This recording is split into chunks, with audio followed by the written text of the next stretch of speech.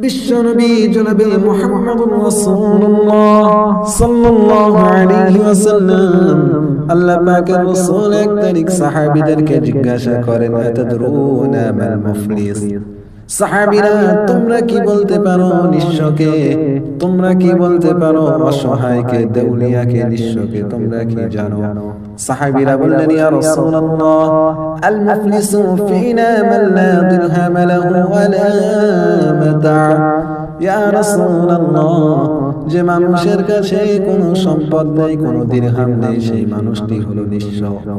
আল্লাহ রাসূল বললেন ইন্নাল মুফলিসা মিন উম্মতি ইয়াতি ইয়াউমাল কিয়ামাতি বিসসালাহ, নিঃস্ব হলো সেই মানুষটি যে মানুষটি কিয়ামতে নামাজ নিয়ে উঠবে, ওয়াসিয়াম রোজা নিয়ে উঠবে, ওয়া যাকাত যাকাত নিয়ে উঠবে, ওয়া ইয়াতি ক্বাদ সাতামা হাযা।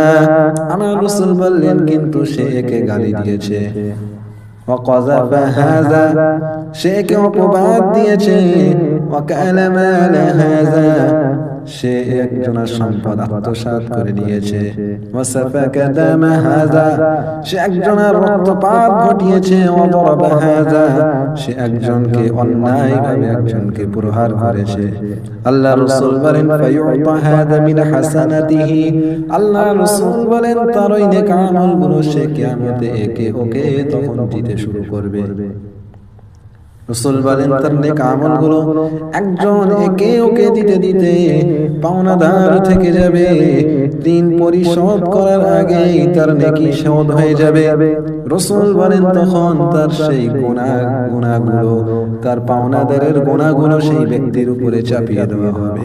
আল্লাহ পাকের রাসূল বলেন সুম্মা তুরিহা ফিন্নার, রাসূল বলেন অতঃপর তাকে জাহান্নামে নিক্ষেপ করা হবে।